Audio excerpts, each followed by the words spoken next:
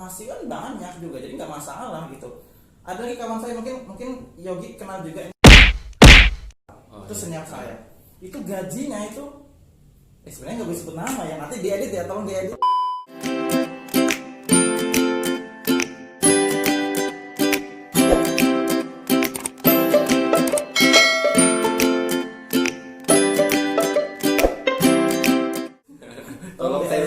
Tolong diedit. Jadi itu ada senior saya, dia ngajar, itu gajinya itu 8 juta. Wow. 8 juta beneran deh, guru gajinya 8 juta ya. Mungkin bagi teman-teman yang lain yang sudah sudah berpengalaman banyak, mungkin 8 juta itu kecil. Tapi bagi kita, bagi yang baru lulus fresh graduate, Sangat besar. itu sangat besar. 8 juta beneran sangat besar. Jadi memungkinkan sekali gitu untuk dapat gaji segitu gitu. Ya, nggak mungkin beneran. Gitu. Itu hampir menyaingi gaji-gaji orang yang di lokasi. Itu Yang di lokasi segitu ya. Iya. 8 juta sampai lebihan. segitu ya. Jadi bisa menyaingi lah. Itu gitu. pun orang kerja lokasi waktu kerjanya sangat padat. Sama, ya. Tidak bertemu dengan keluarga, Nah. tidak ketemu teman, banyak yang dikorbankan. Ya. Nah, untuk jadi guru ini kita ya fleksibel. Kapan aja bisa ketemu keluarga, bisa ketemu teman. Ya. Dan gaji juga ya tidak Besar jauh juga. beda. Iya, besar juga ya. Jadi kuliah jadi FKIP lah, santai aja. Jadi ternyata ada contohnya, beneran ini ada contoh kasusnya. Contoh nyata. Contoh nyata ya. Ini teman main futsal ya. Iya, teman main futsal. Beliau itu senior saya dulunya, dia angkat. Boy, beliau gede sekali gajinya, seriusan. Saya iri juga gitu ya. Iri yang positif ya, iri yang positif gitu. Nah, jadi tadi lupa ya, di kita di FKIP itu berdiri sejak tahun 2007 ya. Kita sudah ada sejak 2007. Dulunya akreditasinya masih C. Kemudian gedung itu masih satu lantai itu ya, masih satu lantai. Nah, sekarang tahu sendiri kondisinya, pembangunannya sangat masif biasa, sekali. sangat masif sekali ya, peningkatannya, infrastruktur sangat diutamakan. Perpustakaan bahkan di atas sana itu juga sangat besar, sudah ke perpus. Sudah itu luar biasa. Di atasnya juga ada tempat nongkrong ya, tempat nongkrong. Lounge gitu sih, mirip Mirip lounge. Jadi bagus sekali fasilitas yang ada. Ruang kelas juga sudah full AC gitu ya. Meskipun ada ya, kita jujur aja ada beberapa yang AC-nya bermasalah. Kita jujur aja lah gitu ya. Tapi mayoritas ruangannya sudah ber-AC. Gitu. Jadi representatif untuk belajar gitu. Kita pelan-pelan gitu kan. Dosen-dosennya juga kita rekrut dosen-dosen yang muda gitu, yang penelitiannya bagus gitu kan. Kemudian satu visi dengan kita, ya alhamdulillah pelan-pelan naik dari akreditasi C lagi, sekarang sudah B. Nah, nanti sampai 2022 nih. Insya Allah 2022 kamu mau lulus ya? 1 tahun lagi ya? 2 tahun. 2 tahun. Nah itu, ini nih 2022 ini kita targetnya ya kalau bisa tetap B ya kita coba ke ini. Sebenarnya sih bukan A B C lagi ya, tapi unggul sangat baik sama baik gitu. Nah itu nanti kita akan konversi ke situ gitu ya. Koreksi jika saya salah ya. Jadi seperti itu, jadi akan dikonversi gitu ya, akreditasi untuk program studi gitu ya. Ini 2022 masa akreditasi kita berakhir, jadi kita akan ya, dari sekarang makanya ini banyak, kita harus banyak kegiatan untuk kegiatan dan didokumentasikan untuk sama-sama membangun ini tadi, minimal mempertahankan lah ya, minimal mempertahankan seperti itu ya. Apalagi yang mau kita diskusikan ya? Apalagi ya? Sebenarnya banyak ya. Saya kalau diskusi sama Yogi ini biasanya ya habis.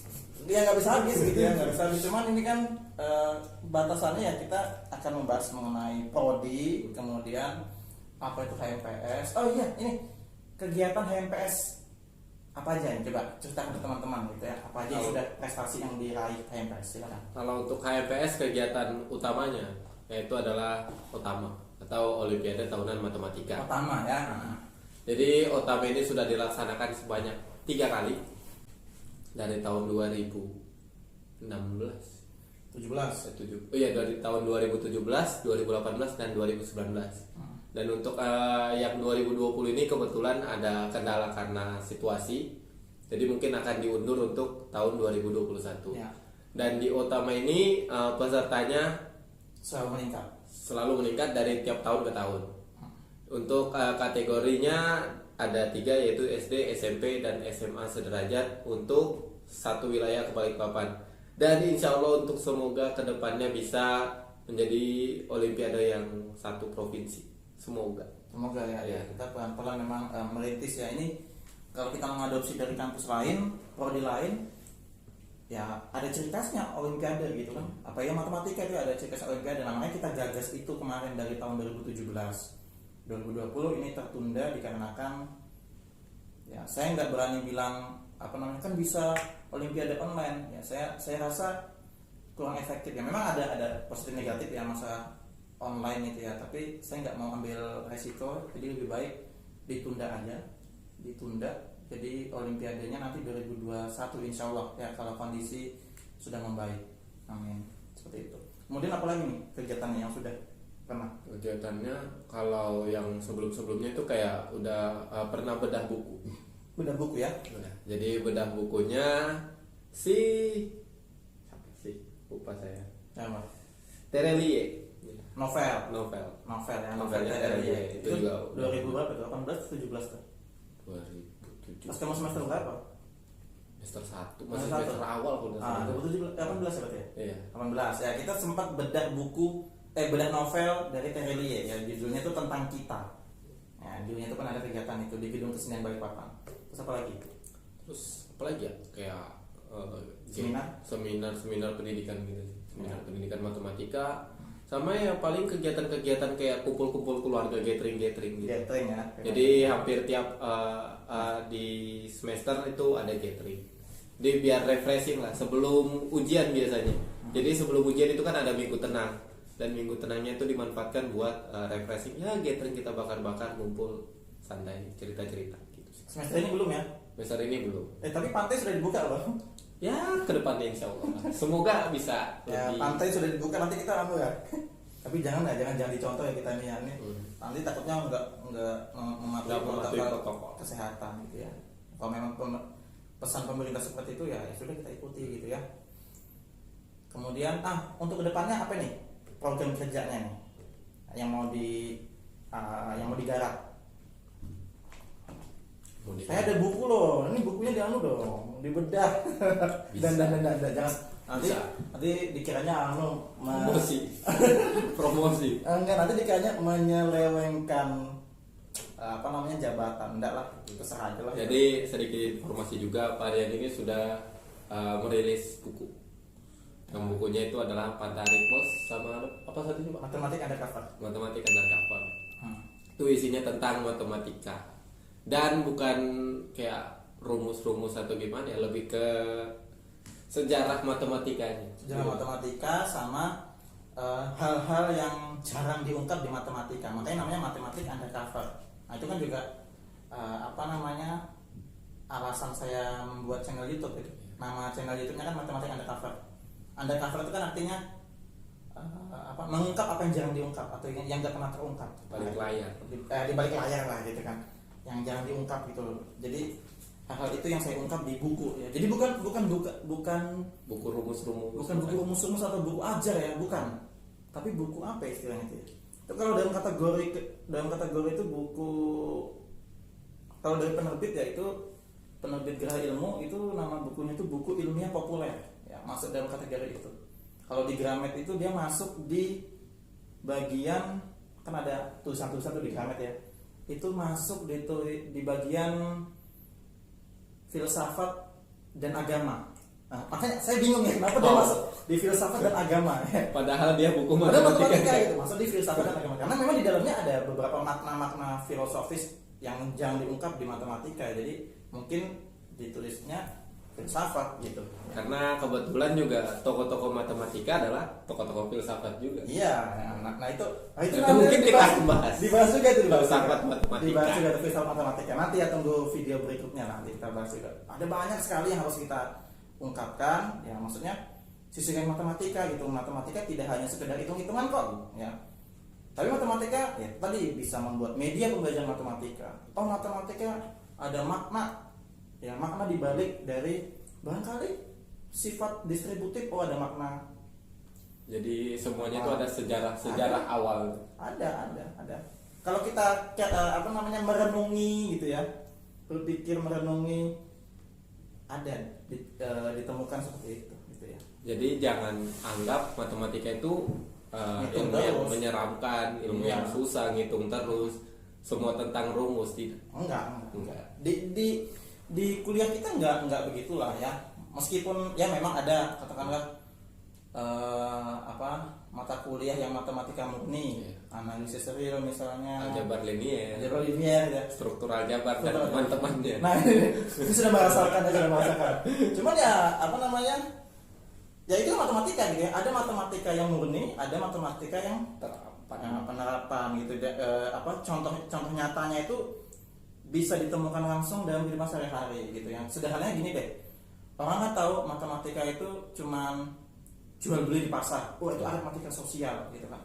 Padahal bisa saja nih misalnya kalian kalau di sini itu namanya Salome. Kalau di tempat lain itu cilok. Pentol atau cilok. Misalnya nih, pentol itu saya beli pentol 2 biji gitu kan, berarti 2x tambah tahunya 3. Ya kan sama dengan berapa tuh satu bungkus itu gitu ya. Pale penjualnya itu sudah mahir. Beli 5.000, 5.000 itu pentolnya berapa, tahunya berapa. Beli 10.000, pentolnya berapa, tahunya berapa. Gimana kalau kita beli 15.000? Nah, itu kan pakai kali-kali sistem persamaan linear gitu kan. Iya. Secara dua variabel. Dua variabel. Secara tidak langsung secara tidak langsung. Tapi kan pertanyaannya apakah Pak Le penjualnya itu mempelajari, maksudnya mendalami SPLDV? Kan enggak juga gitu ya. Nah, itu harus diterapkan secara tidak langsung. Nah, matematika seperti itu sebenarnya. Ada yang perlu kita cari. Ini untuk penerapannya untuk apa ya? Ada yang langsung diterapkan secara tidak langsung atau secara tidak sadar ternyata dekat dengan kita gitu, seperti itu. Nanti ya di video berikutnya kita akan bahas ini itu ya. Tanpa kalian sadari sebenarnya. Ya tanpa kita sadari gitu ya. Saya pokoknya cerita banyak di kelasnya saya gitu kalau mengenai matematika gitu ya. Karena memang banyak sekali yang harus diungkap di matematika itu ya. Proses abstraksinya, filsafatnya, tokoh-tokohnya, nah itu yang jarang diungkapkan ya, Nah itu yang harus kita kita bedah gitu. Nah di kuliah juga seperti itu. Jadi asik-asik aja kuliahnya, enggak melulu tentang rumus, enggak ya, tapi ada jeda, selingan atau intermezzo untuk tadi itu membahas itu ya. Jadi ya jangan takut lah untuk ngambil jurusan matematika.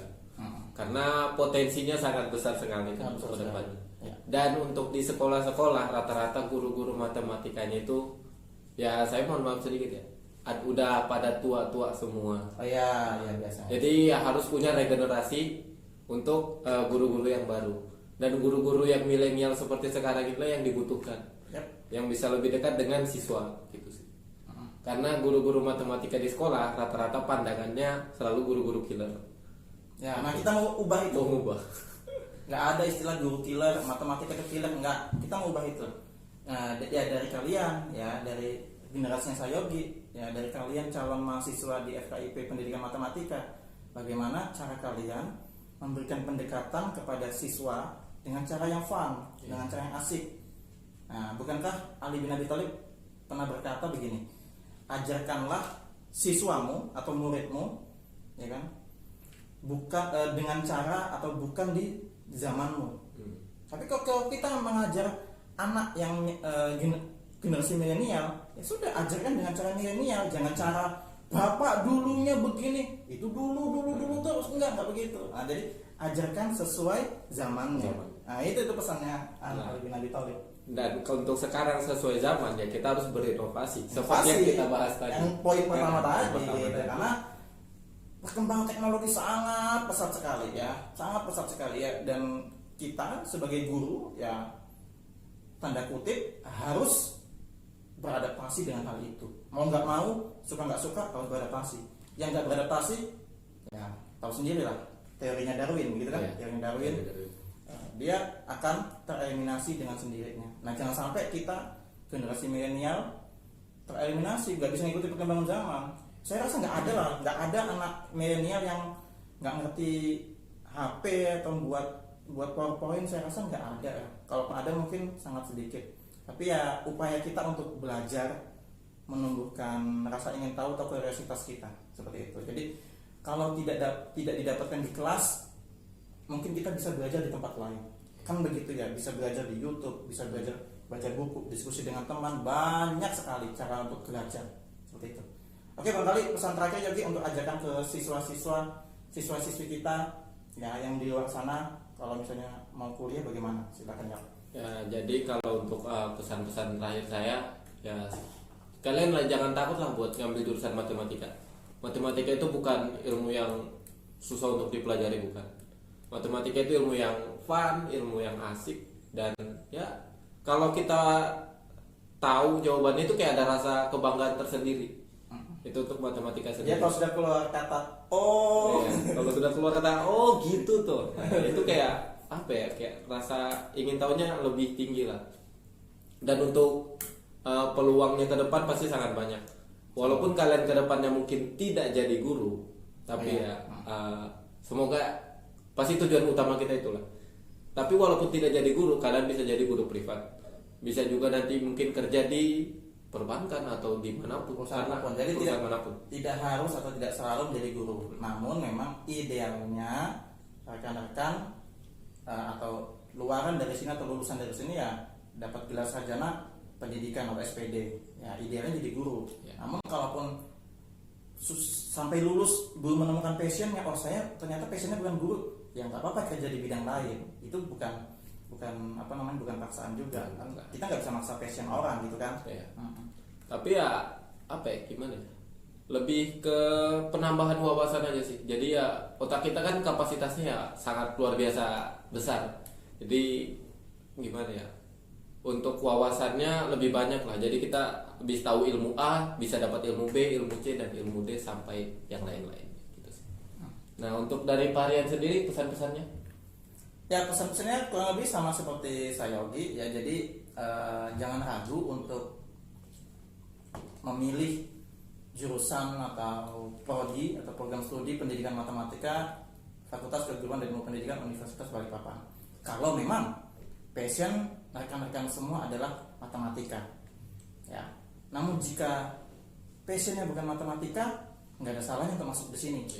Saya juga bisa dipelajari itu pelan-pelan, nggak masalah itu beneran.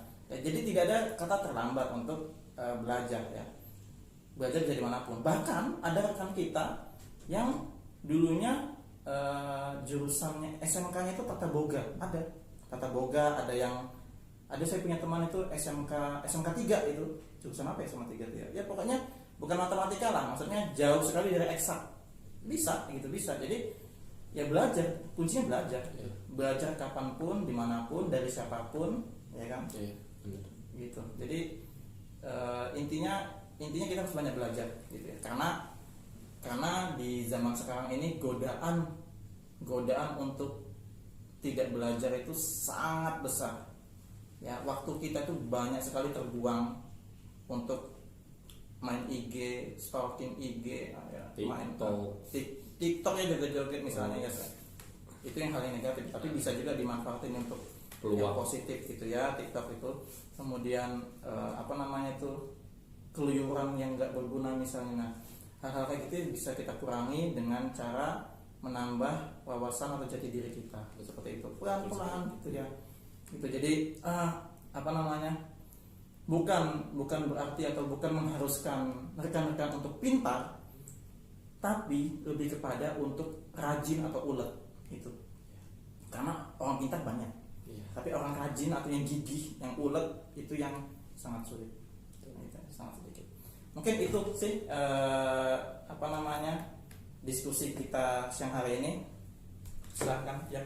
Ya, mungkin itu saja diskusi kita hari ini. Untuk diskusi-diskusi lainnya tetap ditonton terus channelnya. Jangan lupa di like, komen, dan subscribe biar tidak ketinggalan wajib info-info lain. Jadi kedepannya bakal ada konten-konten menarik lainnya. Ya, nanti ajak teman-teman lain, kita akan gantian gitu ya. Oke. See you in the next video.